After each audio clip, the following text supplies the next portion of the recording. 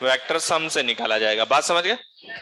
तो अब जैसे हम लोग आ गए हैं डायरेक्टली इसके स्पेशल केस पे, क्योंकि वो चीजें आपको मालूम है कैसे करना है, ठीक है।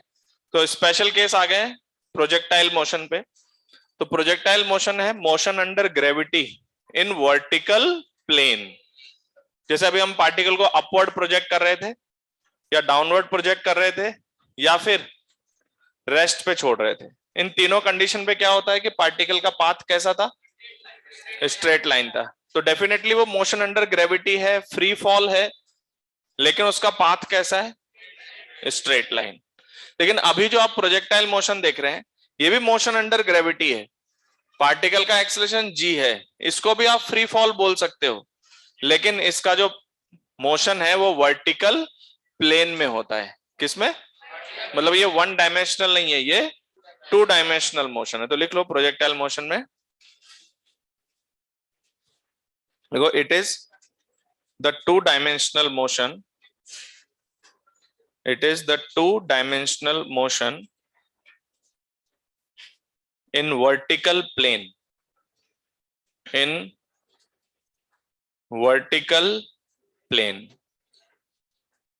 It is the two-dimensional motion in vertical plane under gravity, under gravity। यानी एयर रेजिस्टेंस को हमने क्या किया हुआ है? नेग्लेक्ट किया हुआ है, ठीक है। ब्रैकेट में लिख दो neglect air resistance,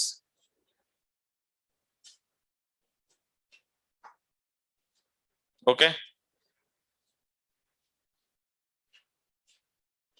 neglect air resistance, और ब्रैकेट में लिख लेना कॉमा लगा कि फ्री फॉल, इसको भी फ्री फॉल कहते हैं।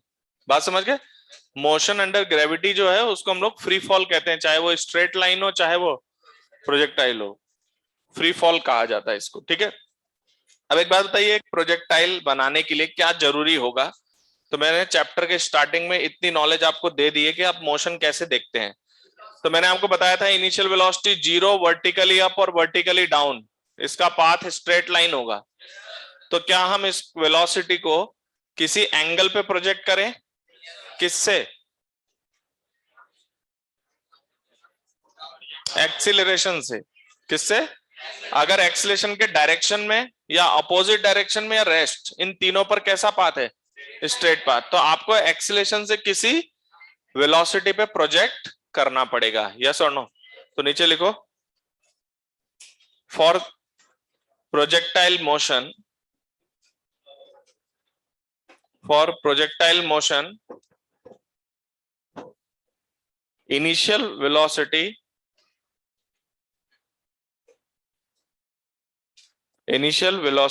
and acceleration g vector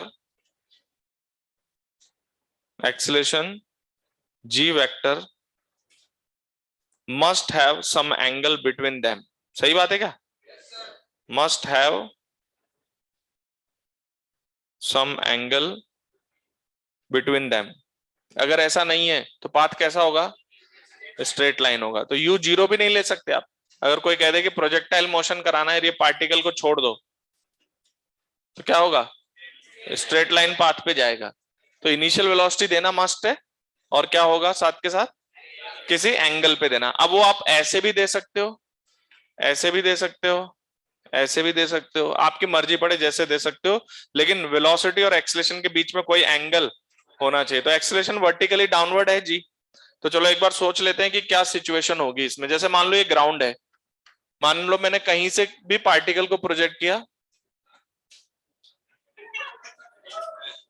मान लो इसकी इनिशियल वेलोसिटी मैंने ऐसे प्रोवाइड किया, और डाउनवर्ड एक्सीलरेशन कितना है?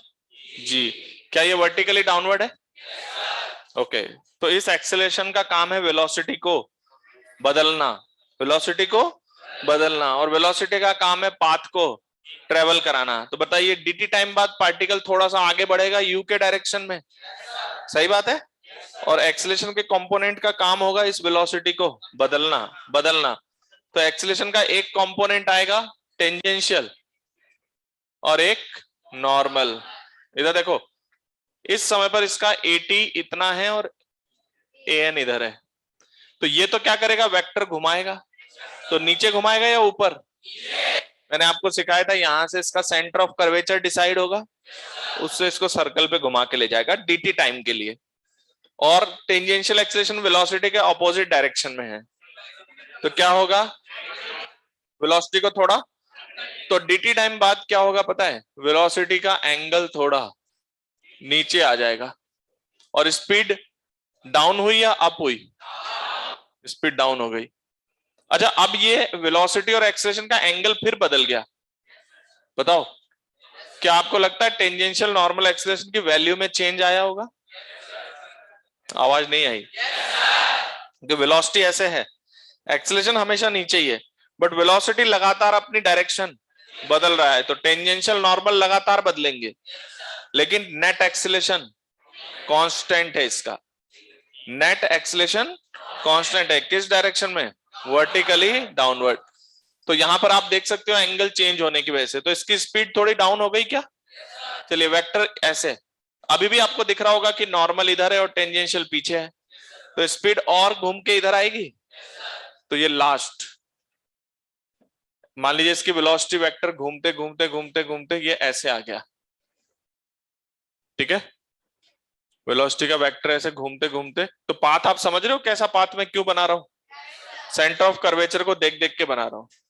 तो ये आ गए टॉप मोस्ट पॉइंट पे, टॉप मोस्ट पॉइंट पे कुछ स्पीड होगी इसकी, अभी मैं लिख नहीं रहा हूं कितनी है, इस समय इसका एक्सेलरेशन इधर होगा, बताइए इस पर्टिकुलर मोमेंट पर ये एक्सेलरेशन सिर्फ डायरेक्शन बदलेगा,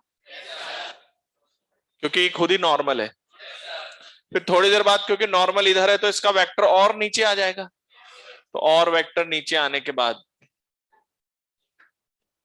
वेलोसिटी ऐसे हो गई और एक्सेलरेशन नीचे, क्या एक्यूट एंगल बन गया दोनों के बीच में, तो एक्सेलरेशन और वेलोसिटी के बीच का एंगल एक्यूट। अब स्पीड अप स्पीड डाउन, अब स्पीड अप होता रहेगा, तो नीचे स्पीड अप होता रहेगा, और वेक्टर तो थ्रू आउट आपने ऐसे फेंका है ना, प्रोजेक्टाइल का वेक्टर लगातार ऐसे घूमेगा, समझ रहे हो, एक ही जगह पे बना के समझा रहा हूं मैं, हो तो ऐसे रहा है, लेकिन तो इसका वेक्टर ऐसे था, ऐसे घूमता रहेगा लगातार, और पार्टिकल वेलोसिटी के रास्ते पे आगे बढ़ता जाएगा, तो ये इस तरह से मोशन करता हुआ गिरेगा, यस और नो? तो क्या ये पार्टिकल बोर्ड के प्लेन को छोड़ पाया? पता चल गया why it is planar motion, क्योंकि इसका टेंजेंशियल नॉर्मल इसी प्लेन में है।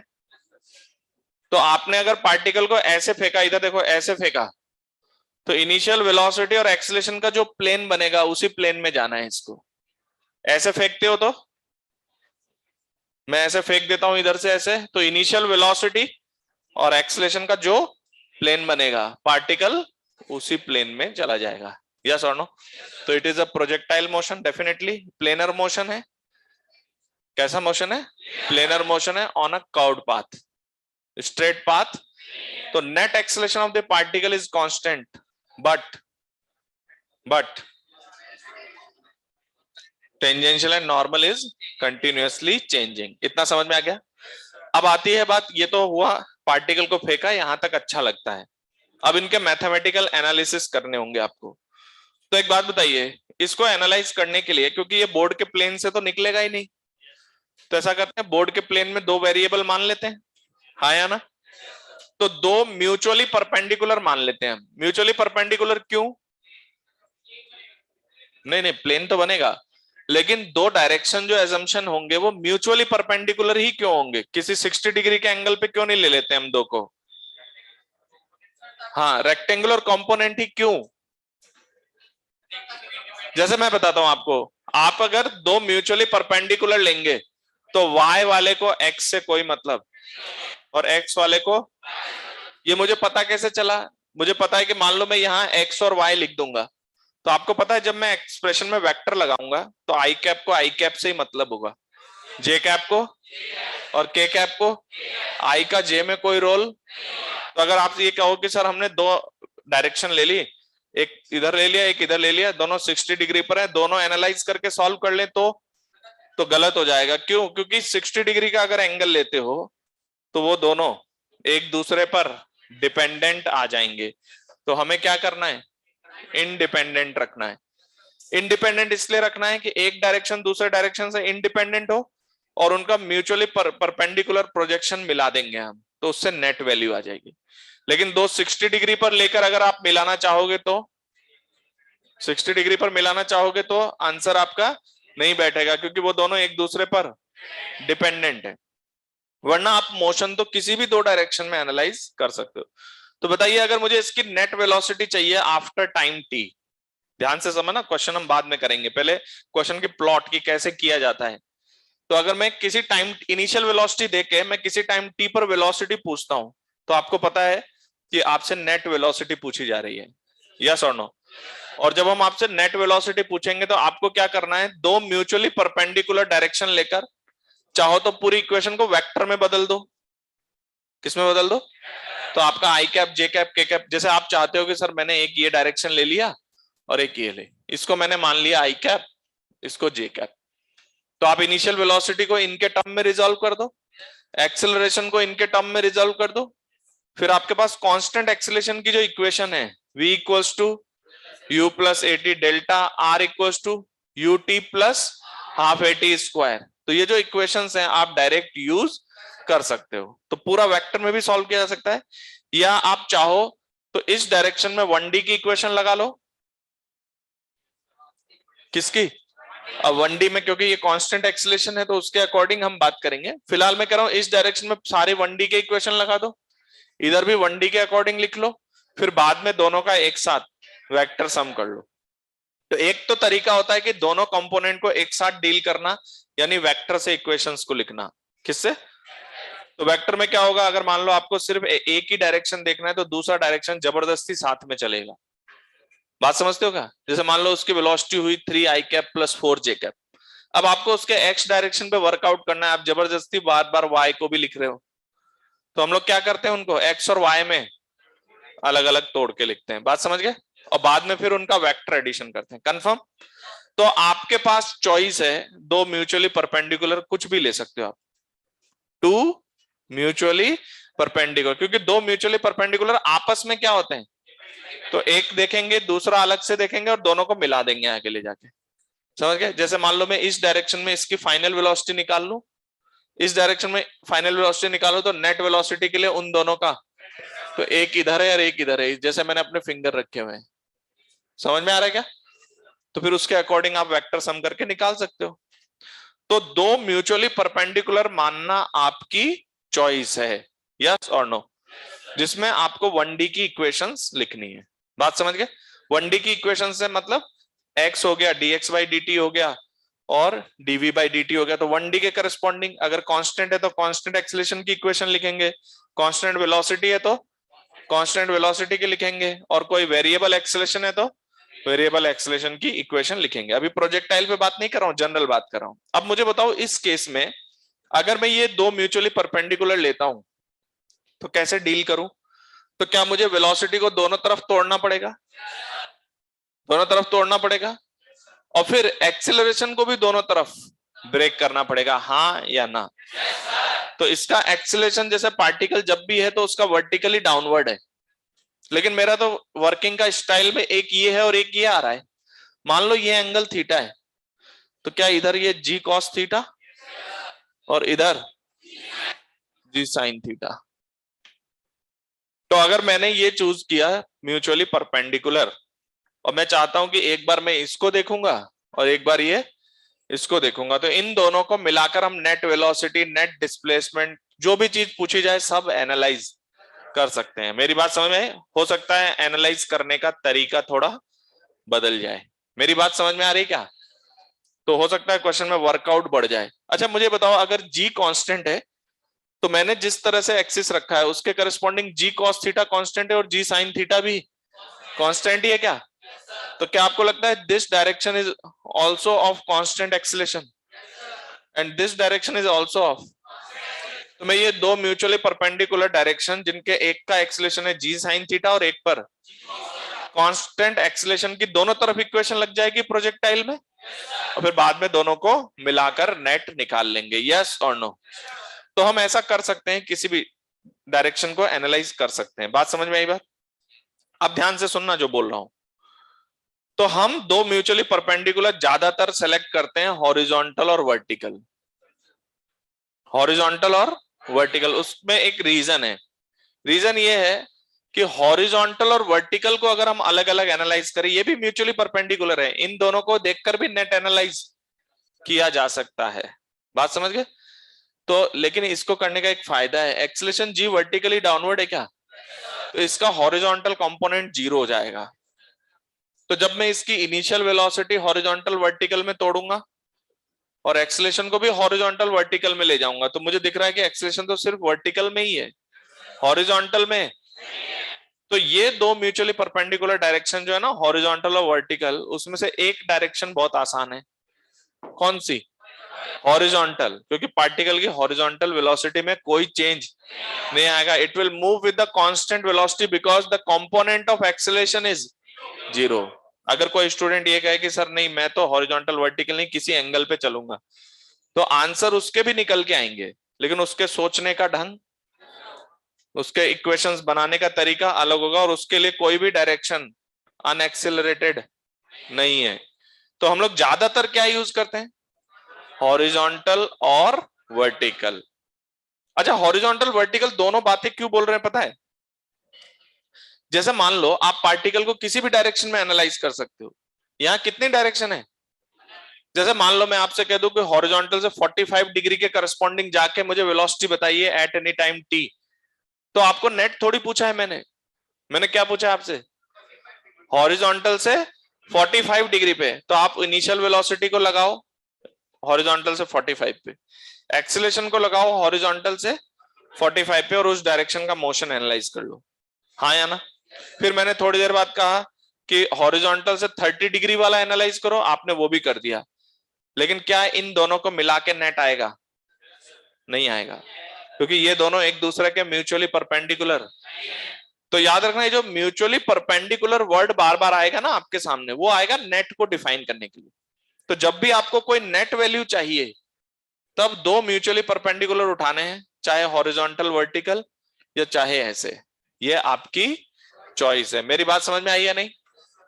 और अगर मैं कोई भी डायरेक्शन एनालाइज करने के लिए कहता हूं, तो आपका वो कंपोनेंट डिस्कस हो रहा है, बस नेट डिस्कस नहीं हो रहा है। तो आप चाहो तो इस डायरेक्शन में एनालाइज करो, चाहे इस डायरेक्शन में, किसी भी डायरेक्शन में एनालाइज कर सकते हो। लेकिन जब नेट की बात होगी, तो फिर ऐसा नहीं कि सर मैंने ये वाला निकाल लिया और ये वाला निकाल लिया, अब दोनों मिला रहा हूं, नहीं। तो मिलाने के लिए दोनों को म्यूचुअली, वरना वो दोनों एक दूसरे पर डिपेंडेंट आ जाएंगे।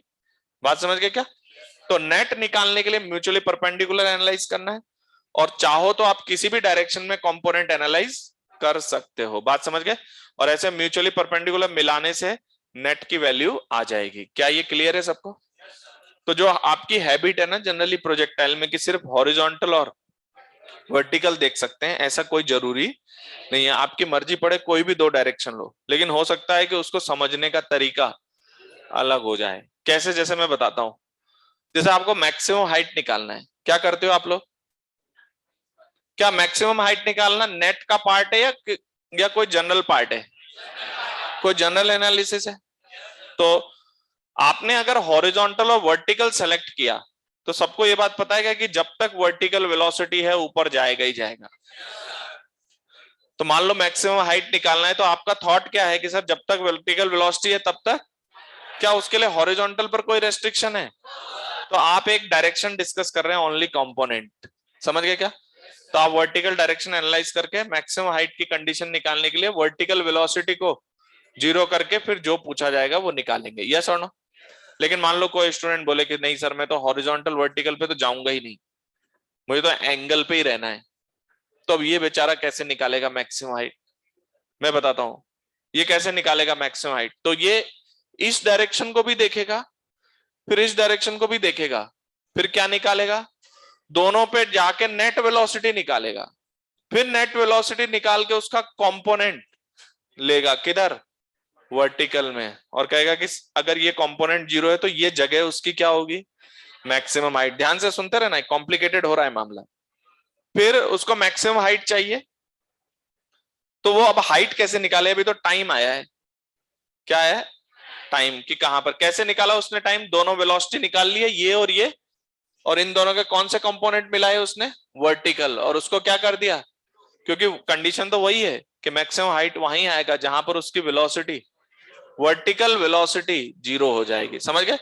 पर क्योंकि उसका वर्किंग स्टाइल बहुत अजीब सा है और उसके वर्किंग स्टाइल में डायरेक्ट उसको कुछ मिल नहीं रहा है, तो उसने क्या किया कि सर मैं हॉरिजॉन्टल वर्टिकल में ही रहूंगा, मुझे मतलब अगर उसने कहा कि हॉरिजॉन्टल से और वर्टिकल से ये एंगल लेकर ही डिस्कशन करना है मुझे, तो फिर उसके पास चॉइस खत्म हो गई।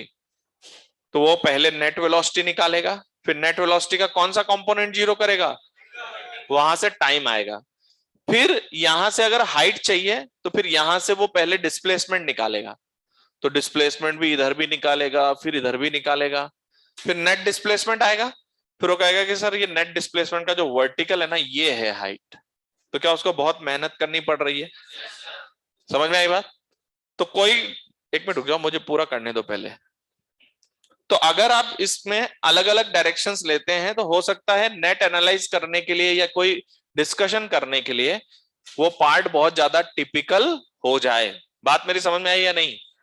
वरना एनालाइज तो हम किसी भी डायरेक्शन को कर सकते हैं, अगर उसको एनालाइज करने से कुछ फायदा है तभी एनालाइज करेंगे, अगर कोई फायदा नहीं है तो फिर कोई मतलब नहीं है, वरना अननेसेसरी हम मैथमेटिकल कॉम्प्लिकेशंस बढ़ा रहे हैं हमारे लिए, यस और नो। लेकिन जैसे मान लो कभी आपसे ये कहा गया कि एक पार्टिकल ऐसे उड़ता हुआ जा रहा है, बताइए उसकी वेलोसिटी इनिशियल वेलोसिटी की परपेंडिकुलर कब होगी, उसकी वेलोसिटी इनिशियल वेलोसिटी की परपेंडिकुलर कब होगी, बात समझ गए। तो एक मिनट रुक जाओ, तो आप चाहो तो पहले वर्टिकल और हॉरिजॉन्टल से उसकी नेट वेलोसिटी निकाल लो, फिर उस नेट वेलोसिटी पे कंडीशन लगा सकते हो, मेरी बात समझ में आ रही, क्या लगेगा वो मैं क्वेश्चन में बताऊंगा। लेकिन अगर कोई ये कहता है कि सर मुझे ये चाहिए कि इसकी फाइनल वेलोसिटी ना इस इनिशियल वेलोसिटी के परपेंडिकुलर कब होगी, ठीक है, तो क्या आपको लगता है कि जब इसकी वेलोसिटी इसके परपेंडिकुलर आएगी तो उसका ये कंपोनेंट जीरो हो जाएगा, कौन सा कंपोनेंट, इनिशियल वेलोसिटी के तरफ। जैसे आपका पार्टिकल मान लो ऐसे उड़ा, उड़ के इधर आया, तो आपने कहा कि इसकी वेलोसिटी इधर है और इसकी वेलोसिटी इधर है, क्या ये दोनों नेट है, लेकिन इन दोनों में कितना एंगल बनना चाहिए, 90 बनना चाहिए। तो इसको एनालाइज करने का एक तरीका है हॉरिजॉन्टल वर्टिकल निकाल के नेट निकाल के सोचना, या मैं क्या कर रहा हूं पता है, मुझे दिख रहा है कि अगर इसकी वेलोसिटी इनिशियल इधर है तो बताओ इसके पैरेलल क्या इस वेलोसिटी का कंपोनेंट इधर जीरो है क्या, तो मुझे लग रहा है अच्छा इस पार्ट को एनालाइज करने के लिए तो हम एक कंपोनेंट से भी काम चला सकते हैं, और वो एक कंपोनेंट कौन सा है, वेलोसिटी के अलोंग। तो मैं क्या करूंगा, इनिशियल वेलोसिटी के अलोंग और परपेंडिकुलर, हालांकि परपेंडिकुलर से मुझे मतलब नहीं क्योंकि मैं नेट की बात, मैं तो अलोंग डिस्कस करके आंसर निकाल सकता हूं, बात समझे कि नहीं। तो वो हमारी चॉइस रहेगी। तो हम ज्यादातर कौन से दो डायरेक्शन सेलेक्ट करने वाले हैं, हॉरिजॉन्टल वर्टिकल मिलाकर नेट निकालना बस, और कंपोनेंट के लिए किसी भी डायरेक्शन को आप एनालाइज कर सकते हैं, बात समझ गए कि नहीं। लेकिन नेट निकालने के लिए भी आप किसी भी डायरेक्शन को यूज कर सकते हैं, लेकिन एक यूज करोगे तो दूसरा उसके परपेंडिकुलर ही लेना होगा, बात मेरी समझ में आई या नहीं। तो हमारे लिए प्रोजेक्टाइल में जब ये पार्टिकल मूव करेगा तो हॉरिजॉन्टल और वर्टिकल हमारे लिए ज्यादा मायने रखेगा नेट निकालने के लिए, क्योंकि इन दोनों से मिलाकर सॉल्व करने पे क्वेश्चन थोड़ा इजी है। Because the horizontal and vertical, तो कौन सी डायरेक्शन है, हॉरिजॉन्टल, और ये वर्टिकल, तो दो म्यूचुअली परपेंडिकुलर से नेट मिलता है, और उसके लिए अगर हम हॉरिजॉन्टल वर्टिकल ले लें तो नेट एक्सीलरेशन किधर, तो क्या ये एक्सीलरेशन सिर्फ वर्टिकल में है और डायरेक्शन डाउनवर्ड, और हॉरिजॉन्टल एक्सीलरेशन जीरो।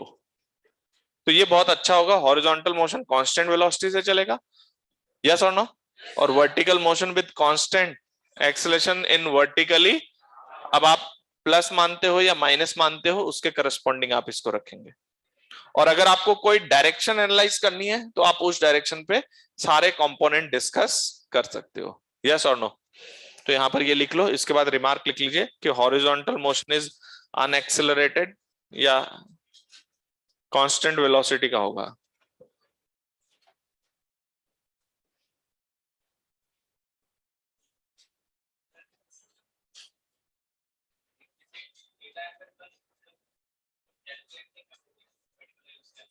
किसको कैलकुलेट नहीं कर सकते? मतलब आप ये कह रहे हो एक एंगल लें और दूसरा 60 पे ले, फिर क्या करें?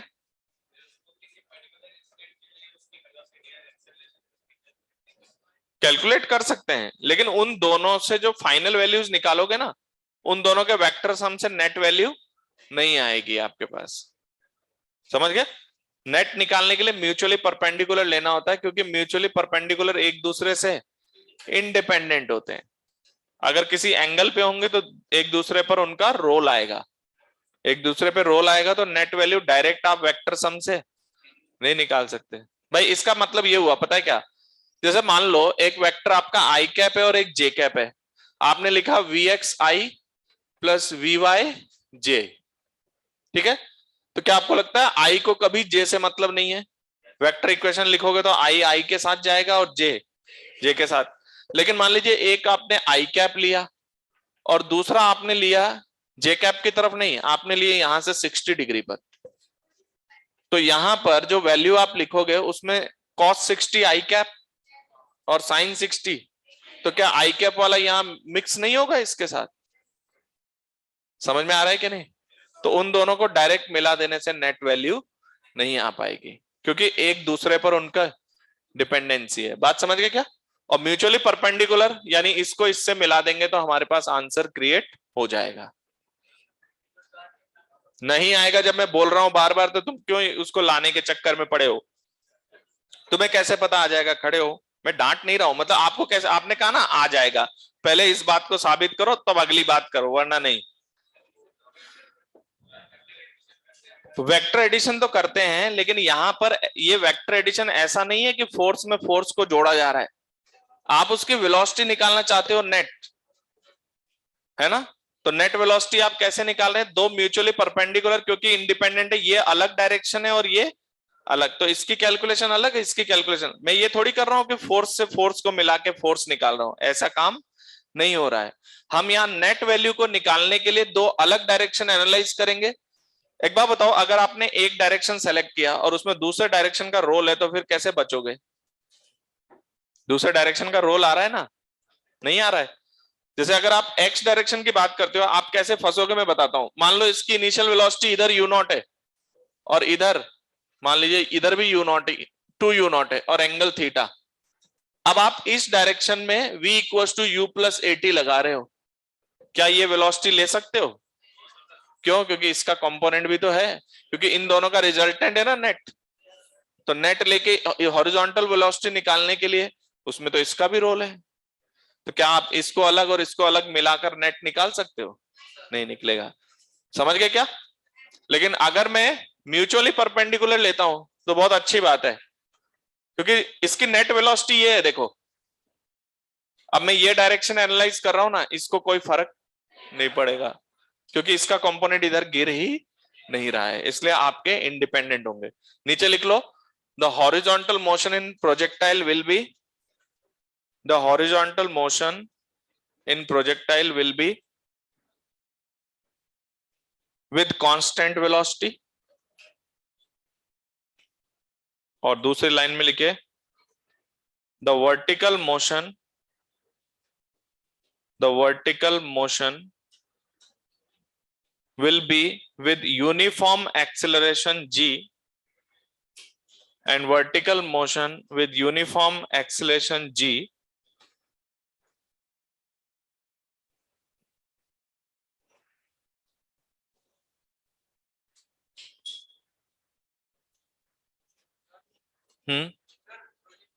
vertical motion g in downward direction। हाँ, ए टेंजेंशियल का, सिर्फ प्रोजेक्टाइल की नहीं, दुनिया में जितना भी मोशन हो रहे हैं, किसी पॉइंट की, किसी पार्टिकल की स्पीड तभी चेंज होगी जब उसका टेंजेंशियल एक्सेलेरेशन हो। किसकी डायरेक्शन? अभी बताओ किधर आ रहा है ये? आगे आ रहा है या पीछे? अपोजिट में आ रहा है, इसलिए इसकी स्पीड को ये कम करेगा, और ऊपर चढ़ने के बाद जब उतरेगा तो बढ़ाएगा वो, इसलिए ऊपर जाते हुए प्रोजेक्टाइल की स्पीड डाउन और नीचे जाते हुए स्पीड अप। कौन? वो अभी मैंने दिया नहीं है, दे देंगे तो निकाल सकते हैं। दे देंगे तो निकाल सकते हैं। उस टाइम पे 80 जीरो हो गया, तो उस टाइम पर neither speed up nor speed down. बिल्कुल, अगर टेंजेंशियल एक्सेलरेशन आएगा तो स्पीड चेंज होगी। बात समझ गए? तो पहला हेडिंग डालिए हॉरिजॉन्टल प्रोजेक्टाइल। सही मायने में पता है, जिसको आप लोग बोलते हो ना फिजिक्स कंसेप्चुअल सब्जेक्ट है, ये पढ़ा दिया मैंने प्रोजेक्टाइल। अब हिम्मत है तो कर लो, शीट पूरी दे रहा हूं अभी, और मैं इसके आगे कुछ भी यूज नहीं करूंगा। अब क्या यूज होगा पता है? जो मैं बोलता हूं कि कंडीशन सोचो, कंडीशन क्या होगी। बात समझ गए? Equation and concept complete. अब कभी मैक्सिमम हाइट पूछ रहा है, इंक्लाइन प्लेन पे प्रोजेक्टाइल है, तो अब सिर्फ आपको किन पे विचार करना है, कंडीशंस क्या क्या है, रेंज किसको कहेंगे, कब मैक्सिमम हाइट आएगी, तो अब कंडीशंस पर इक्वेशंस बनाई जाएगी बस। अगर एज अ कॉन्सेप्ट बात करें तो कांस्टेंट एक्सीलरेशन है, और दो म्यूचुअली परपेंडिकुलर से आप नेट निकाल सकते हो। अब क्वेश्चन आपसे जो पूछे वो आप निकाल सकते हैं। बात समझ गए क्या? अब रेंज क्या होता है, टाइम ऑफ फ्लाइट क्या होता है, वो तो आप थोड़ा बहुत जानते ही हो, है ना। बाकी कंसेप्चुअली यही चीजें हैं कि नेट एक्सीलरेशन कांस्टेंट है, और दो म्यूचुअली परपेंडिकुलर से नेट आप कुछ भी एनालाइज कर सकते हैं। बट अब हम आपको कह रहे हैं कि ज्यादा अच्छा होगा अगर किसको देखें, हॉरिजॉन्टल, और क्योंकि एक डायरेक्शन आसान हो जाएगी। ठीक है, तो अब हम बात कर रहे हैं कौन सा प्रोजेक्टाइल। तो now we are going for the special cases of projectile. Horizontal projectile कौन है? जिसमें आप पार्टिकल को हॉरिजॉन्टली प्रोजेक्ट करेंगे। तो मुझे बताइए, ये टावर है ना, यहां से आपने प्रोजेक्ट किया, क्योंकि हॉरिजॉन्टली ऐसे जमीन से फेंक देंगे तो कोई मतलब नहीं निकलेगा, तो थोड़ा छत पे जाके फेंकना पड़ेगा। तो ये आपने एक क्लिफ के थ्रू हॉरिजॉन्टली कितनी वेलोसिटी से फेंका, यू, ओके। और ये आगे ऐसे, क्या ऐसा ही मोशन है? क्या through out the motion speed up? क्यों? अभी तो इसका एक्सेलरेशन और ये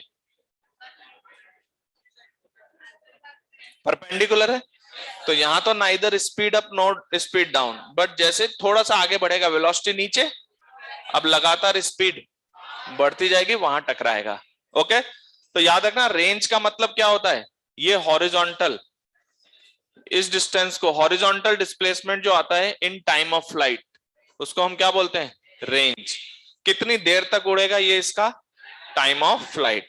अब देखो, जैसे सपोज इस प्रोजेक्टाइल में मैंने आपसे पूछा कि किसी टाइम पर वेलोसिटी क्या होगी, क्या कहते हैं, किसी टाइम पर डिस्प्लेसमेंट क्या होगा, वो सारी चीजें नेट की बात करवा रहा है।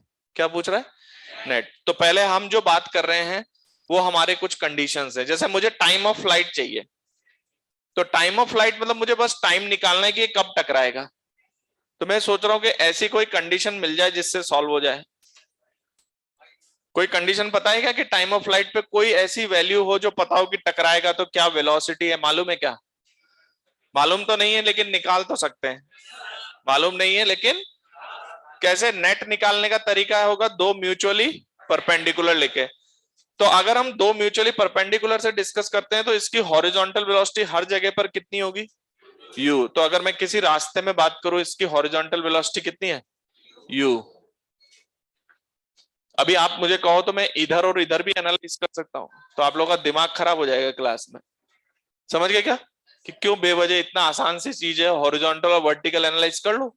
तो बताइए, हॉरिजॉन्टल मोशन कांस्टेंट वेलोसिटी, तो एट एनी टाइम टी पर भी हॉरिजॉन्टल कंपोनेंट तो यही रहेगा, लेकिन अभी नेट नहीं आया है। अब नेट लाने के लिए मुझे वर्टिकल डायरेक्शन देखना होगा, तो vertical direction is a component और नॉट। तो what is the initial velocity in vertical, initial velocity in vertical zero. तो सिर्फ अगर वर्टिकल में बात करें,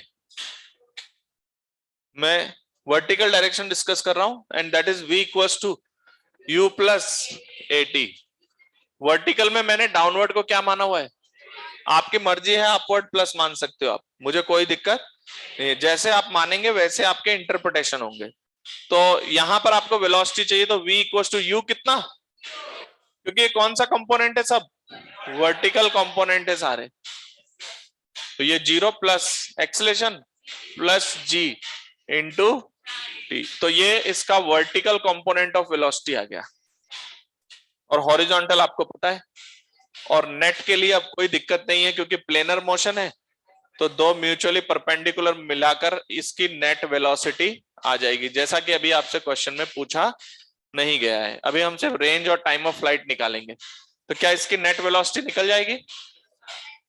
इसको मत बनाओ। तो नेट वेलोसिटी जो है वो किन दोनों का वेक्टर सम है? u और gt का vector sum. Confirm? Net velocity आ गई। अच्छा, इसका डिस्प्लेसमेंट कितना है यहां से यहां तक? यहां तक का डिस्प्लेसमेंट, तो क्या डिस्प्लेसमेंट वेक्टर क्वांटिटी है? तो आपका vector joining initial point two the final point displacement होगा, और उसके लिए आप पहले हॉरिजॉन्टल डिस्प्लेसमेंट निकाल लो, और बाद में हॉरिजॉन्टल डिस्प्लेसमेंट आएगा u इंटू टी, वर्टिकल आएगा हाफ जी टी स्क्वायर। इन दोनों का वेक्टर सम करके नेट डिस्प्लेसमेंट मिल जाएगा। यस और नो? क्योंकि अभी मुझे क्या चाहिए, सिर्फ मुझे रेंज और टाइम ऑफ फ्लाइट चाहिए। तो उसके लिए मैं सिर्फ रेंज और टाइम ऑफ फ्लाइट कैसे निकाला जाएगा उस पर कॉन्सेंट्रेट कर रहा हूं। बताइए, क्या इनिशियल से जब यहां टकराएगा तो पार्टिकल का नेट डिस्प्लेसमेंट ये होगा, लेकिन इसकी एक वैल्यू मुझे पता है, vertical. How much it is? Equal to the height of tower. तो अगर हाइट अगर पता हो तो टाइम निकल जाएगा फटाफट। यस और नो?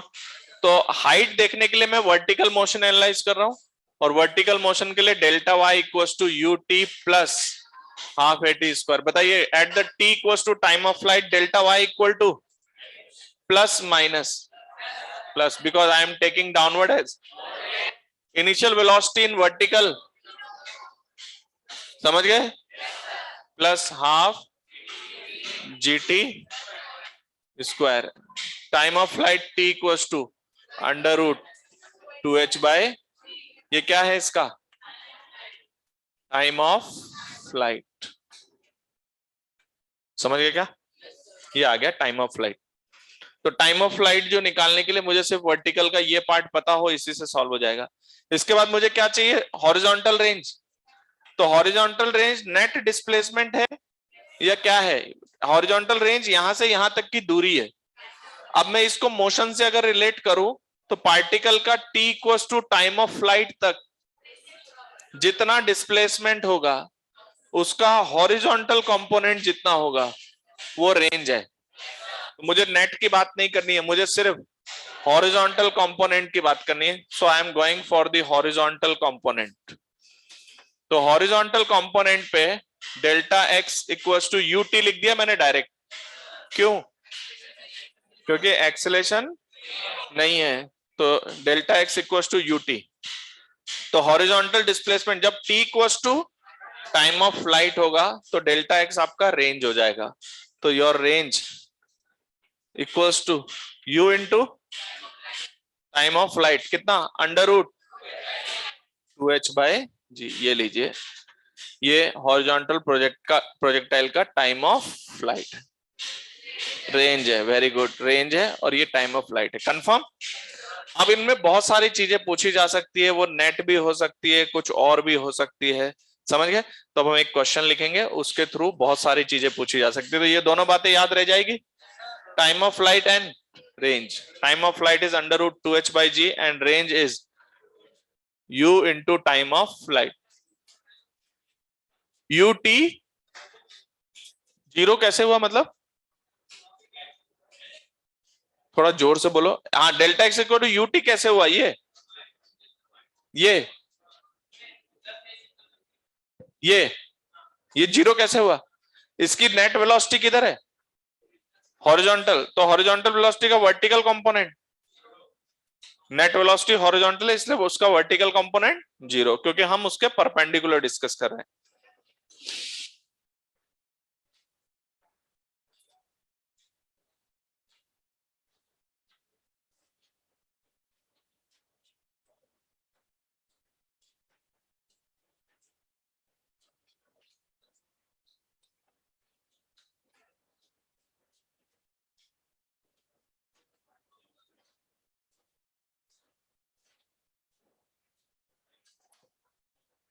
ओके,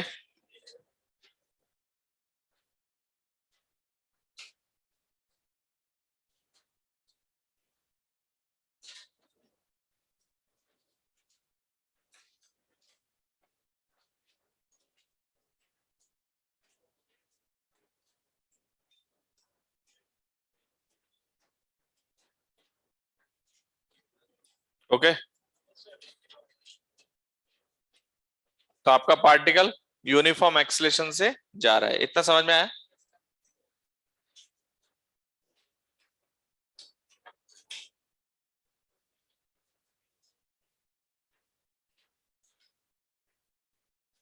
ठीक है, एक क्वेश्चन लिखिए, अ पार्टिकल इज प्रोजेक्टेड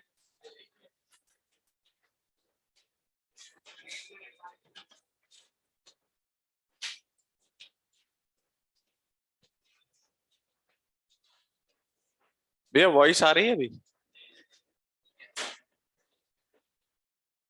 लिखो, अ पार्टिकल इज प्रोजेक्टेड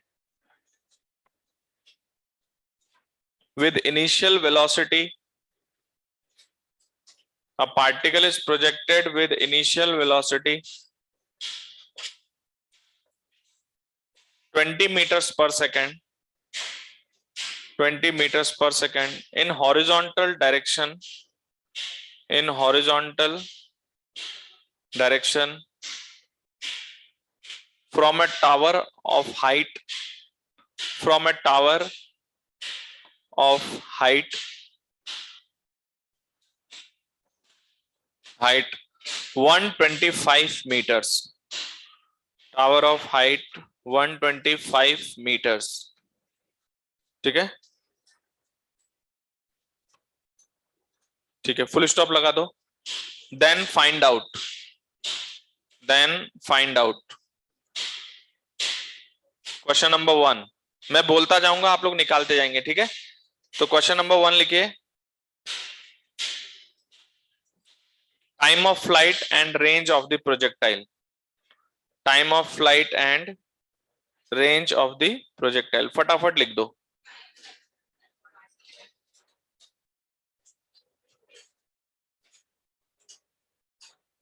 कितना? 5 सेकेंड एंड, तो time of flight under root 2h by G, तो 2 इंटू 125 अपॉन जी 10, जी की वैल्यू 10 ले लो, कितना आएगा? 5 second. Time of flight is 5 second and range u into tf, that is 20 into 5, 20 into 5, that is 100 metre इसकी range है. 125 metre ऊपर से हम गिरा रहे हैं, 100 मीटर आगे जाके गिरा हॉरिजॉन्टल में. ठीक है, अब क्वेश्चन लिखे. Question number 2, find out, find out the velocity of the particle, find out the velocity of the particle at t equals to, find out the velocity of the particle at t equals to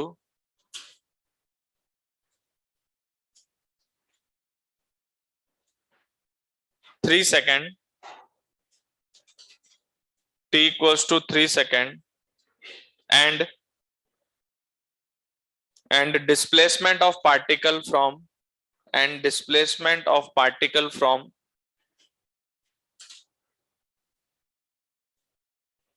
displacement of particle from 0 to 3 second. ठीक है, displacement of particle from 0 to 3 second. अगला question लिखिए, find out, find out the radius of curvature, find out the radius of curvature of path of the particle, of path of the particle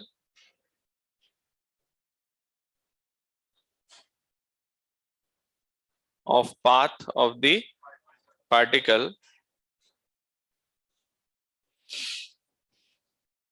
at t equals to, at t equals to 3 second, and rate of change of speed at this moment, and rate of change of speed at this moment. ठीक है, question number 4 लिखो, taking taking origin at point of projection, taking origin at point of projection, ठीक है, bracket में लिखो upward y axis, downward upward y axis and rightward x axis, upward y axis and rightward x axis, ठीक है। Find out the equation of trajectory, taking origin at the point of projection and rightward x axis and upward y axis, find out the equation of trajectory. याद रखना ये trajectory की equation अगर मैं origin की जगह बदल दूं तो इक्वेशन चेंज हो जाएगा। बात समझे क्या?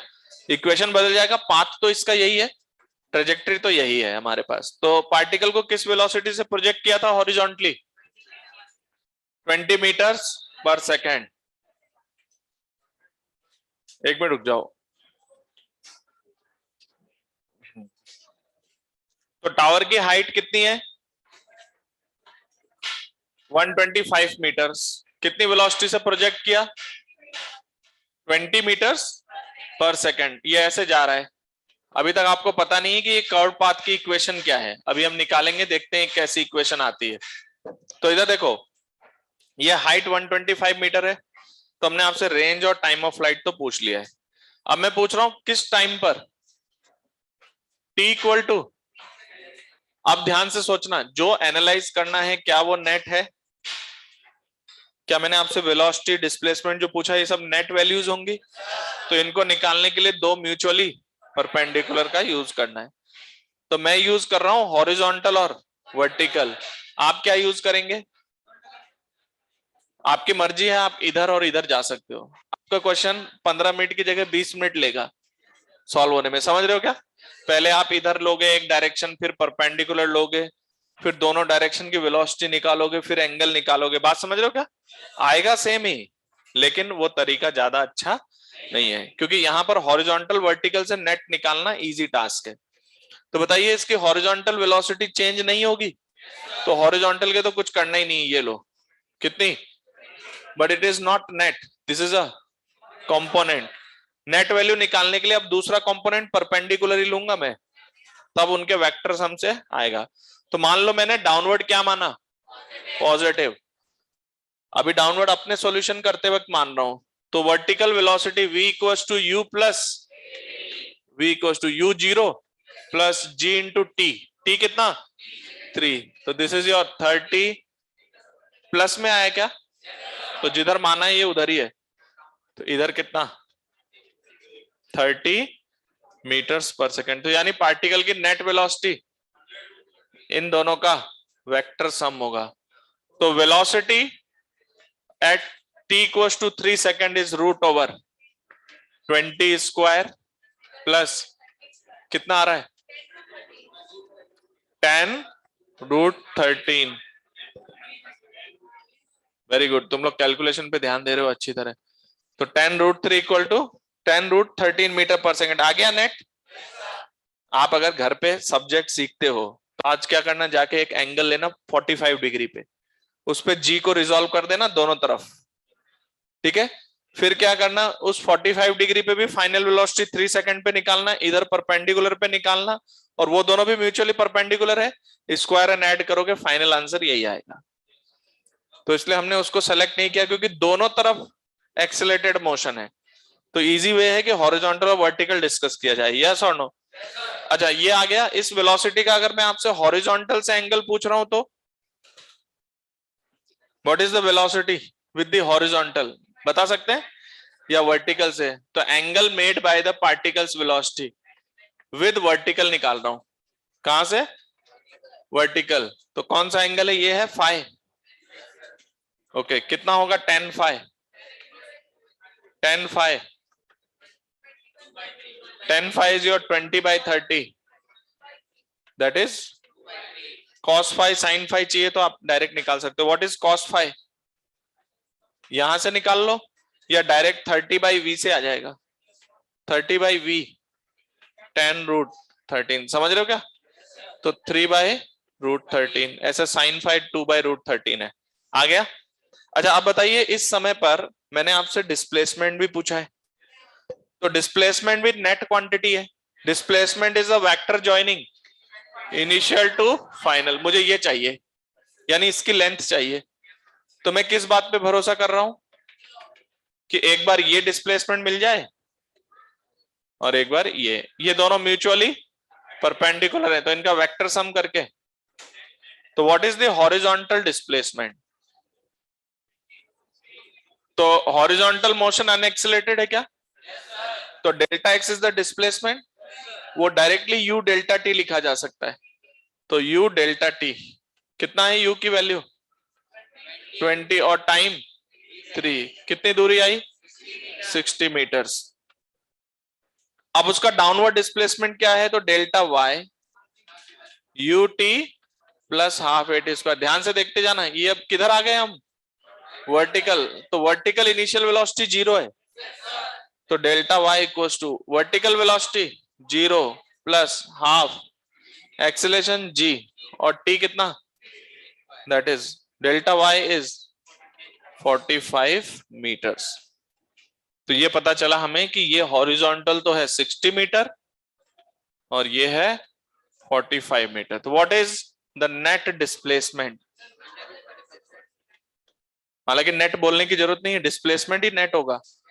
एंड नेट डिस्प्लेसमेंट यानी displacement is your delta r's magnitude under root of 60 square plus 45 का होल स्क्वायर। आया कि नहीं समझ में? इसको नोट करिए। फिर इसके बाद हम लोग बात करेंगे tangential, normal, radius of curvature, क्योंकि पाथ कर्व्ड है तो वो सारी चीजें यहां भी वैलिड है।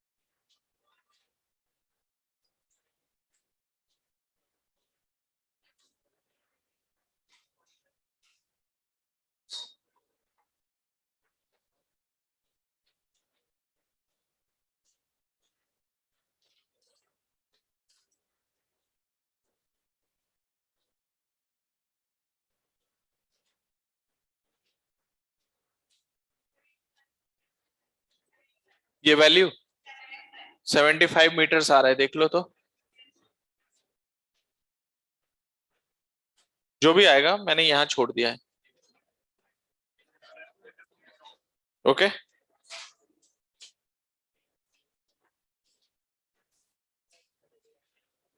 नेट निकालने के लिए कोई भी दो म्यूचुअली परपेंडिकुलर चलेंगे, लेकिन ज्यादा अच्छा है कि हॉरिजॉन्टल और वर्टिकल चला जाए।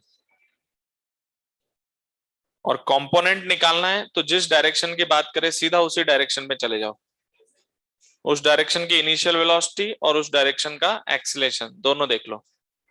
कंफर्म? अच्छा, इसके बाद मैंने आपसे क्या पूछा, 3t = 3 सेकंड पे क्या चाहिए हमें, रेडियस ऑफ कर्वेचर, और एक बता रहा है rate of change of speed. तो इन दोनों को आप पहचानते हो, rate of change of speed जो है वो टेंजेंशियल एक्सीलरेशन होता है, यस और नो? और रेडियस ऑफ कर्वेचर निकालने के लिए मैंने आपको नॉर्मल एक्सीलरेशन पढ़ाया था, और वो होता है speed square upon rho equals to an। अब देखो ये पता है तभी हम सॉल्व कर पाएंगे, वरना नहीं सॉल्व कर पाएंगे, क्योंकि वापस थ्योरी का पार्ट वही आ गया। टेंजेंशियल एक्सीलरेशन, नॉर्मल एक्सीलरेशन दोनों पूछा जा रहा है, और मैंने आपको बोला था या तो हम स्पीड को डिफरेंशिएट करके निकाल सकते हैं। तो एक लेंदी तरीका तो ये हुआ कि टाइम का फंक्शन बनाओ, स्पीड का फिर डिफरेंशिएट करो। मैंने कहा इतना नहीं करेंगे। क्या वेलोसिटी आ गई है आपके पास, एंगल वगैरह भी आ गया क्या? तो आपसे जिस टाइम पे मैंने पूछा है उस टाइम पर वेलोसिटी कितनी है, 10 13 मीटर्स पर सेकंड, पहले ये यही है, और आपको पता है इसका एक्सीलरेशन वर्टिकली डाउनवर्ड g है, तो यहां पर ये एंगल कितना है फाई, जो हम निकाल चुके हैं।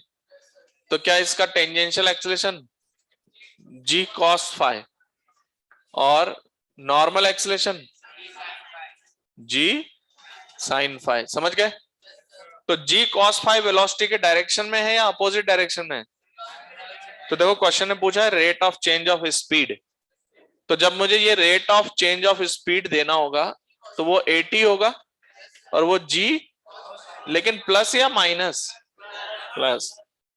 अगर मान लो ये अपोजिट आ रहा होता ना, तो क्योंकि क्वेश्चन ने बोला है कि it is the rate of change of speed, तो आपको प्लस या माइनस सोच के जवाब देना है। स्पीड बढ़ रही है तो प्लस, स्पीड घट रही है तो minus, then this is your plus g cos phi. g तो है 10 और cos फाई 3/√13, समझ गए? अब मैंने नॉर्मल एक्सीलरेशन निकाला, that is g sin phi, ये पूछा नहीं गया है, तो g तो है 10 और sin फाई 2/√13, तो ये आ रहा है 20/√13। याद रखना इसकी यूनिट है मीटर्स पर सेकंड स्क्वायर और इसकी भी। तो ये आपका एक्सीलरेशन आ गया नॉर्मल और टेंजेंशियल। अब क्या पूछा है? रेडियस ऑफ कर्वेचर निकालने के लिए स्पीड भी चाहिए होगी आपको, because your an is v²/ρ, then the value of ρ equals to v²/an। देखो तो v क्या था? तो v था 10√13 का होल स्क्वायर, 10√13 का होल स्क्वायर अपॉन an 20/√13। कर लोगे सॉल्व? तो your answer of radius of curvature at this moment is, radius of curvature at this moment that is 100/25, 65√13 metre. समझ रहे हो? उस टाइम पर इतने बड़े रेडियस का सर्कल यूज कर रहा है वो चलने के लिए। रेडियस ऑफ कर्वेचर का मतलब समझाया था मैंने, उस इंस्टेंट पर जिस सर्किल पे चलता है उसका, इस टाइम पर उसके सर्किल का रेडियस है 65√3 मीटर्स, √13 मीटर्स, 65√13 मीटर्स। नोट कर लिया? फटाफट लिखिए।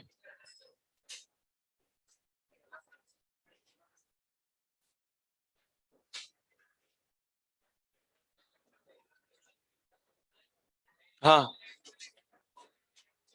पॉजिटिव नेगेटिव वाला एक बार और बताएं। पहले आप बताओ क्वेश्चन में आपसे क्या पूछा गया? Rate of change of speed, तो आपको ये भी बताना पड़ेगा साइन के साथ कि वो बढ़ रहा है कि, तो tangential acceleration is in the direction of velocity, velocity ये है, तो टेंजेंशियल डायरेक्शन वेलोसिटी के डायरेक्शन में आ रहा है ना वेलोसिटी, टेंजेंशियल एक्सीलरेशन, इसलिए मैंने यहां प्लस लगाया है, because the speed is increasing. अगर यही कंपोनेंट पीछे आता तो मैं स्पीड डिक्रीज कर देता। क्लियर है क्या?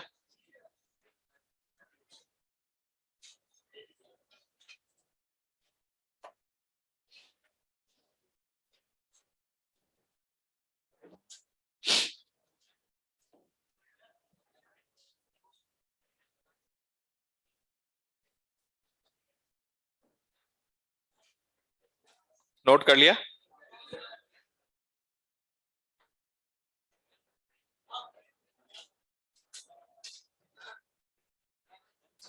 अब इसका ट्रेजेक्ट्री का इक्वेशन चाहिए, लेकिन ट्रेजेक्ट्री इक्वेशन के लिए इसने अपने मन मर्जी से कुछ कंडीशन दी है कि किधर पॉजिटिव मानना है किधर नेगेटिव।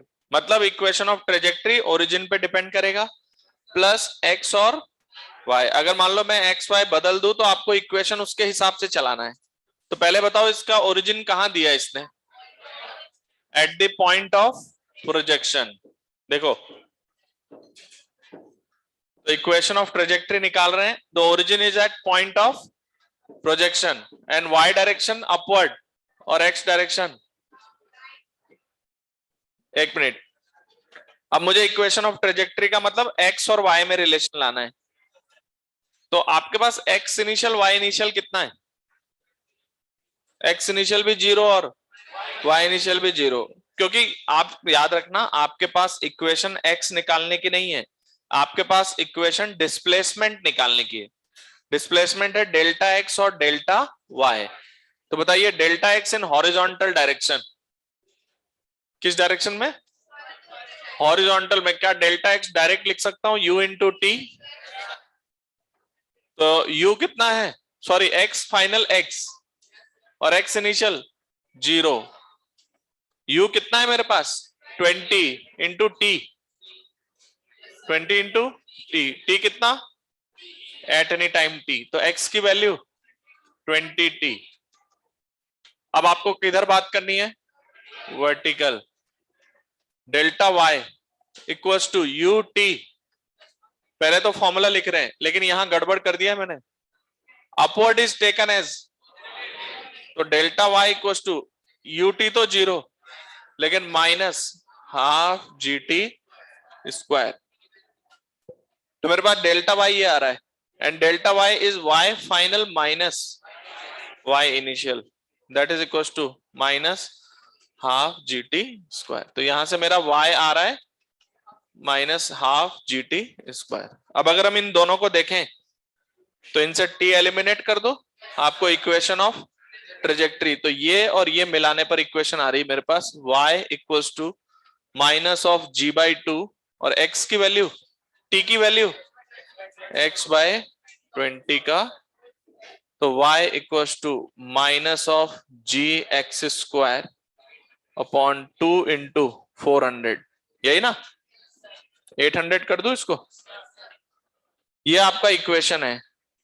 क्या ये पैराबोलिक पाथ है? याद रखना ये हम उसका पोजीशन को ट्रेस करने के बाद उसके पाथ की इक्वेशन बता रहे हैं। तो इस ये y और x के बीच में ग्राफ बनेगा और वो कैसा ग्राफ है? तो क्या आपको ये बात समझ में आ रहा है कि अगर आपका पार्टिकल मोशन कांस्टेंट एक्सीलरेशन से कर रहा हो लेकिन वो स्ट्रेट लाइन ना हो तो उसका पाथ कैसा है? उसका पाथ है पैराबोला। बात समझे कि नहीं? तो इसका पाथ पैराबोलिक पाथ है। याद रखना कांस्टेंट एक्सीलरेशन में दो ही तरीके के पाथ होते हैं, आइदर स्ट्रेट लाइन और पैराबोला, तीसरा कोई पाथ नहीं होता है। तो y equals to minus g x square upon 800, ये है इक्वेशन है पैराबोला। तो डेफिनेटली प्रोजेक्टाइल जो है उसका पाथ पैराबोलिक होता है। पाथ कैसा होता है?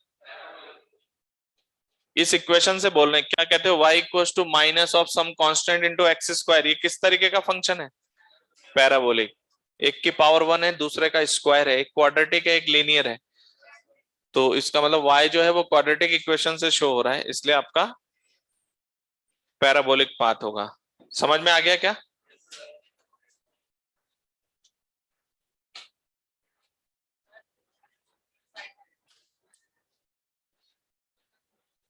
अच्छा, इसी क्वेश्चन में अगर मैं इसका ओरिजिन चेंज कर दूं तो कैसे सोचेंगे? मान लो मैं ओरिजिन यहां रख देता हूं, तो x इनिशियल 0 लेकिन y इनिशियल 125। तो ये जो एक्सप्रेशन दिख रहा है ये डेल्टा y है ना कि y, that is y final minus initial रख के फिर वो इक्वेशन अलग आएगी तो पैराबोला ही, वो भी वही पैराबोला होगी लेकिन ओरिजिन अलग जगह पर है तो इक्वेशन भी अलग आएगा। बात समझ गए? चलिए नेक्स्ट लिखे प्रोजेक्टाइल फ्रॉम द ग्राउंड। अब हम पार्टिकल को कहां से फेंकेंगे? ग्राउंड से। लिखिए प्रोजेक्टाइल फ्रॉम द ग्राउंड।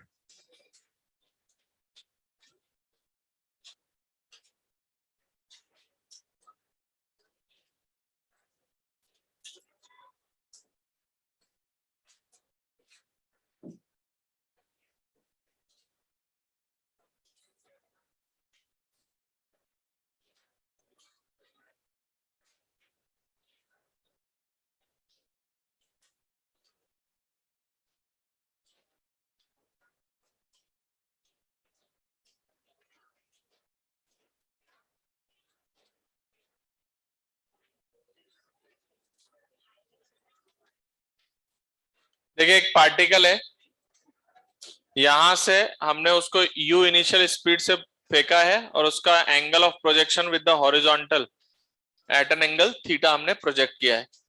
तो क्या आपको पता है ये वर्टिकल प्लेन में है और पहले इसका वेलोसिटी वेक्टर नीचे आएगा, फिर आता हुआ ऐसे टकरा जाएगा, ऐसे जाके ऐसे टकराएगा। बात समझ गए? तो ये यहां तक टकराया। याद रखना, अगर मान लो यहाँ कोई खाली जगह होती तो ये आगे भी जा रहा होता। बात समझ रहे हो? लेकिन अभी क्योंकि ग्राउंड टू ग्राउंड प्रोजेक्टाइल है तो वहां से फेंका, यहां तक आ गया आपका पार्टिकल। तो इस प्रोजेक्टाइल के लिए ये जो होता है, दिस इज योर रेंज। ये क्या है? ये है एच मैक्स। और टाइम ऑफ फ्लाइट अगर आपको निकालना हो तो TF is the time of. अब आपको पता है क्या कि इस प्रोजेक्टाइल में इधर जाते वक्त हॉरिजॉन्टल वेलोसिटी तो वही रहेगी, लेकिन वर्टिकल वेलोसिटी चेंज होगी। तो जाते हुए वी वाई घटेगा। और ये टॉप जो देख रहे हो, यहां पर इसकी नेट वेलोसिटी ये u cos थीटा है। ये u कितना है? u cos theta. और इधर तो इसकी हॉरिजॉन्टल वेलोसिटी कितनी? u cos theta. और वर्टिकल u sin थीटा यहां है, ऊपर जाते जाते बदलेगा, तो ऊपर जाते हुए घटेगा। तो जो टॉप मोस्ट पॉइंट है यहां पर कितना? u cos theta. तो टॉप मोस्ट पॉइंट की वर्टिकल वेलोसिटी 0, क्योंकि जब तक इधर वेलोसिटी है ऊपर तो जाएगा ही जाएगा, क्योंकि पाथ कौन ट्रेवल कराता है? वेलोसिटी। तो उसका पाथ ऐसा होगा कि उसको ऊपर उठना होगा अगर उसकी वेलोसिटी ऊपर आती है तो। इसके बाद इसकी हॉरिजॉन्टल वेलोसिटी तो स्टिल, लेकिन अब ये नीचे आ रहा होगा तो इसकी वर्टिकल वेलोसिटी कुछ नीचे होगी। समझ में आई बात? तो इससे ये टकरा जाएगा। तो पहले हमें जो स्पेशल चीजें निकालनी होती वो हम निकाल लेते हैं, फिर क्वेश्चन आपसे बहुत कुछ पूछ सकता है, radius of curvature, tangential acceleration, और भी बहुत सारे एनालिसिस हो सकते हैं। तो अभी हम सिर्फ कितना पूछ रहे हैं? एच मैक्स, रेंज और टाइम ऑफ फ्लाइट। तो सबसे पहले टाइम ऑफ फ्लाइट के लिए क्या सोचें? डिस्प्लेसमेंट जीरो नहीं, यहां से उड़ेगा यहां गिरेगा। बताइए नेट डिस्प्लेसमेंट ये क्या? यही है ना? तो वर्ट डिस्प्लेसमेंट का वर्टिकल कंपोनेंट 0। तो इन वर्टिकल, वर्टिकल में किसको पॉजिटिव ले रहे हैं? अपवर्ड्स। क्या ले रहे हैं? पॉजिटिव। पहले मैं बता देता हूं, हम लोग इसके लिए ज्यादा कुछ चेंजेस नहीं करेंगे। हमने ये एक्स एक्सिस ले लिया, ये वाई एक्सिस ले लिया, और पार्टिकल को प्रोजेक्ट कहां से किया? ओरिजिन से, क्योंकि इसी कंडीशन में हम लोग ट्रेजेक्टरी की इक्वेशन याद भी करेंगे। तो बताओ क्या आएगा? अपवर्ड अगर पॉजिटिव लेते हैं तो अपवर्ड मोशन आपको दिख रहा है कि वर्टिकल एक्सेलरेशन g है, तो इनिशियल वेलोसिटी, तो अपवर्ड डायरेक्शन में डिस्प्लेसमेंट लिखेंगे हम ut plus half at square. ये एट एनी टाइम t पर है वैल्यू। तो your delta y equals to u sine theta, upward positive है ना, इसलिए u sine theta t minus half gt square. ये डिस्प्लेसमेंट है। तो मुझे पता है कि t equals to time of flight पे पार्टिकल वापस जमीन पे गिरेगा, तो दैट इज इक्वल्स टू 0 कर दे। तो इसको 0 करने पे मेरे पास रिलेशन आएगा कितना? 0 equals to 2u sorry u sine theta t minus half G T square. तो देखो यहां से t के दो रूट आ रहे हैं, एक तो t इक्वल टू 0 क्योंकि वहीं से चला था, और दूसरा जो टाइम आ रहा है that is 2u sine theta upon g। समझ रहे हो क्या? तो ये आपके पास टाइम ऑफ फ्लाइट आया है। समझ गए? तो टाइम ऑफ फ्लाइट का फॉर्मूला आपको याद होना चाहिए 2u साइन थीटा बाई जी। अब बताओ ये किस पे डिपेंडेंट है? वर्टिकल कंपोनेंट पे सिर्फ। u sine theta is the vertical component of initial velocity. इसको हॉरिजॉन्टल कंपोनेंट से मतलब, अगर आप vertical component u sine theta रखते हो तो इसकी हाइट ये आएगी। हॉरिजॉन्टल कंपोनेंट क्या है इससे इसको मतलब नहीं है। बात समझ गए? और अगर हमें रेंज चाहिए हो तो रेंज क्या होगा? Range is the displacement of particle in t equals to, तो वो u cos theta into time of flight आएगा। तो हॉरिजॉन्टल डायरेक्शन में हमारे पास डेल्टा x कितना? u cos theta into t. चलो एक स्टेप और लिख देते हैं, नहीं तो रेंज जो है वो हॉरिजॉन्टल डायरेक्शन से निकलेगी, और हॉरिजॉन्टल डायरेक्शन में डेल्टा एक्स किसके बराबर है? Horizontal velocity into time. और अगर आपको t equals to time of flight रख दोगे तो क्या आ जाएगा? Range u cos theta into time of flight. Direct लिख दूं, कितना आएगा? 2u sin theta by G. तो रेंज आएगा u square sin 2 theta by G. यही है। तो आपका रेंज एनालाइज हुआ है u square sine 2 theta by G. इसको हॉरिजॉन्टल और वर्टिकल दोनों से मतलब है क्या? यहाँ हॉरिजॉन्टल वेलोसिटी आ रही है u cos थीटा, और टाइम ऑफ फ्लाइट में वर्टिकल भी आ रही है। समझ रहे हो? रेंज आ गया आपके पास, टाइम ऑफ फ्लाइट आ गई।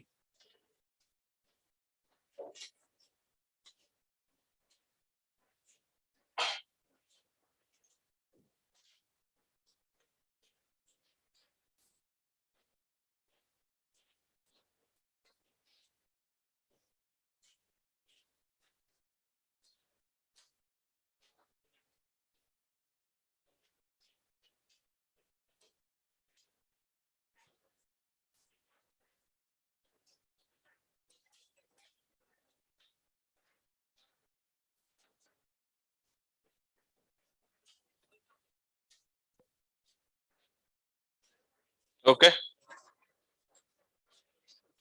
Are equals to u square sine 2 theta by जी।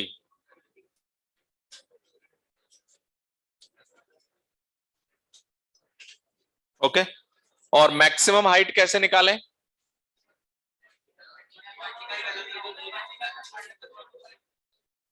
नहीं, वर्टिकल वेलोसिटी जहां जीरो होगी वहां तक का वर्टिकल डिस्प्लेसमेंट वो होगा एच मैक्स। क्योंकि देखो वर्टिकल वेलोसिटी यहां जीरो है, तो इसका डिस्प्लेसमेंट ये है। ध्यान रखना, डिस्प्लेसमेंट ये है, लेकिन इस डिस्प्लेसमेंट का कौन सा कंपोनेंट? तो vertical component of displacement when it's vertical velocity is zero. तो वेलोसिटी और डिस्प्लेसमेंट को रिलेट कर ले क्या? तो वर्टिकल डायरेक्शन में vy equals to v square equals to plus 2a delta y। v square zero, initial velocity u sine theta का whole square minus 2g delta y। जो ये डेल्टा y आएगा यही एच मैक्स है, u square sine square theta by 2g। तो हमारे पास H max आएगा जो ग्राउंड से आएगा, that is u square sine square theta upon 2। तो अगर आपका particle ground to ground projectile कर रहा है तो एच मैक्सिमम की वैल्यू आ रही है u square sine square theta upon 2g।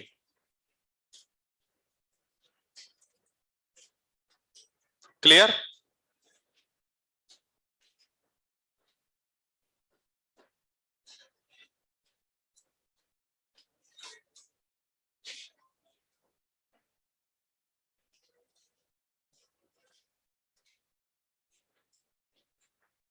ठीक है,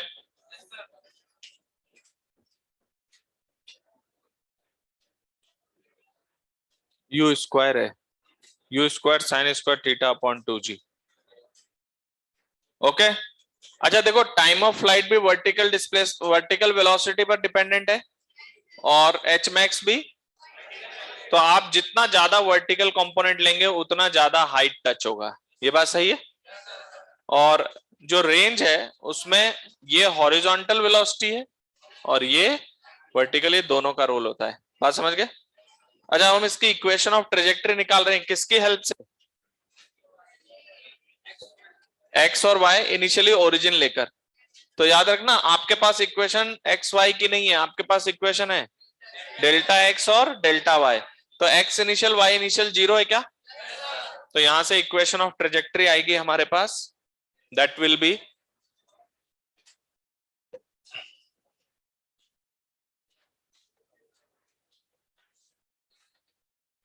तो देखो डेल्टा वाई क्या था?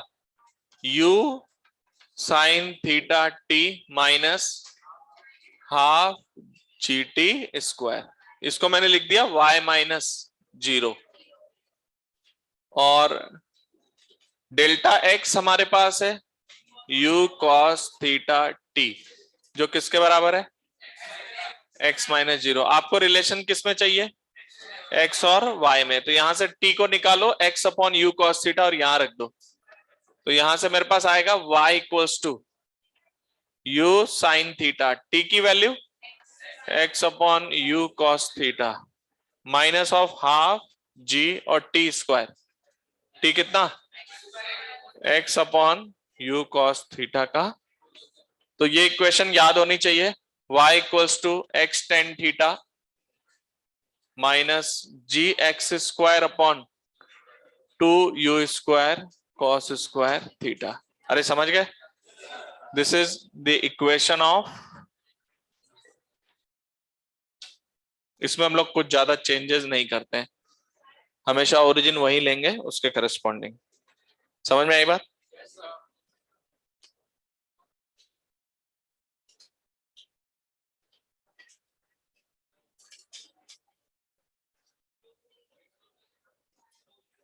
ये वर्टिकल है बेटा,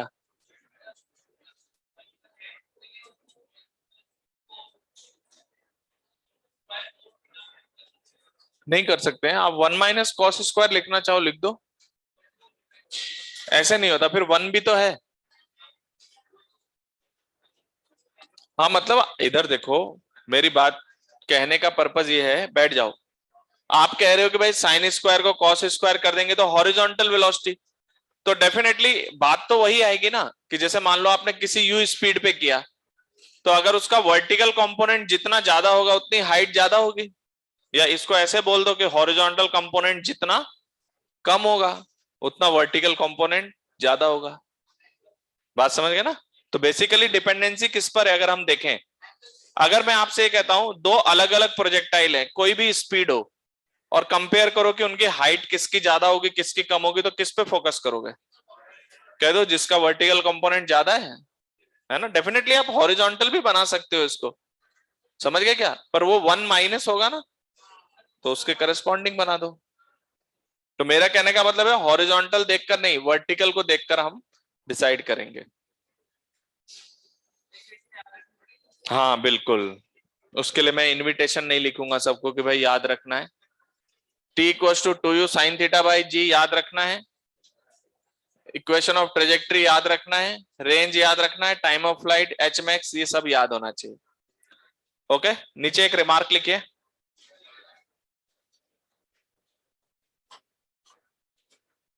अच्छा एक मिनट, उसी रिमार्क को पहले इसके लिए कर देते हैं। इस इक्वेशन को एक और तरह से याद रखा जा सकता है,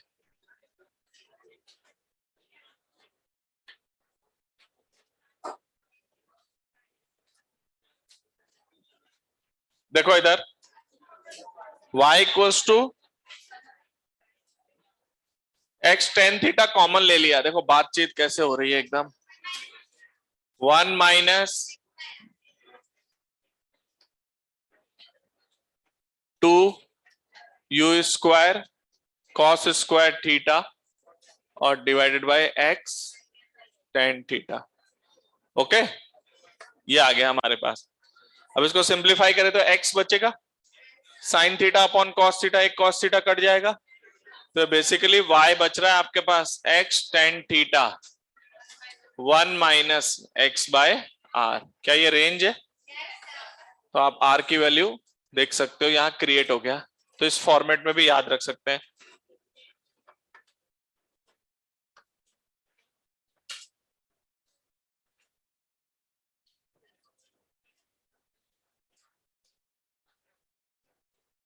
ठीक है,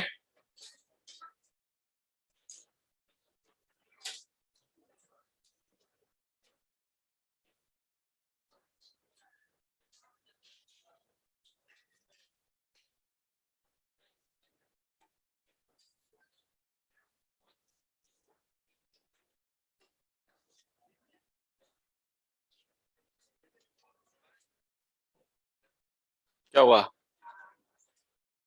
ये गड़बड़ है तो,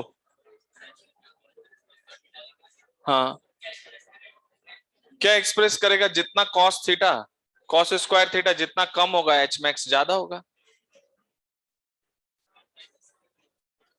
हाँ इसको लिख सकते हो ना, यू स्क्वायर 1 - sin² थीटा को साइन स्क्वायर को 1 - cos² लिख दो अपॉन 2g। भाई कुल मिला के कॉस स्क्वायर थीटा जितना कम होगा उतना साइन स्क्वायर थीटा ज्यादा होगा, तो उसको बार बार उधर क्यों ले जा रहे हो। हाँ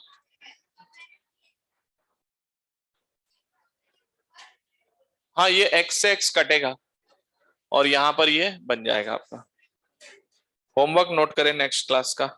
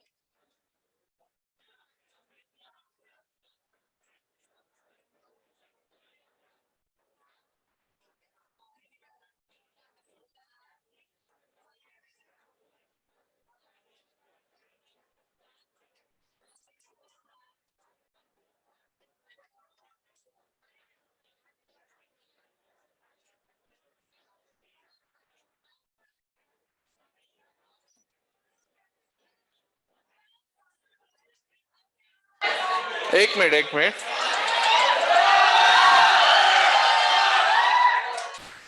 1 मिनट 1 मिनट, कौन चिल्ला रहा है ये, 1 मिनट उसको खड़ा करो। 1 मिनट, आ जाओ इधर, आ जाओ इधर, ऑन रिकॉर्ड आ जाओ, इधर आ जाओ। कितने क्वेश्चन है ये गिनो जरा, मतलब संडे आएगा एक बीच में, है ना। भाई कल भी है क्या अपनी क्लास। हाँ कल संडे है, तो मतलब 1 मिनट, बीच में एक संडे आ रहा है और हम 25 क्वेश्चन देने में ऐसे चिल्ला रहे हैं। जबकि जबकि है ना, सुनो, आइडिया लेने आते हैं सर मुझे दिन भर में कितने क्वेश्चन करने चाहिए। 1 मिनट, दिन भर में कम से कम फिजिक्स के कम से कम 80 क्वेश्चन करने चाहिए आपको रोज, और ये मैंने कितना दिया है अभी, 25 क्वेश्चन हैं। Okay, thank you for today.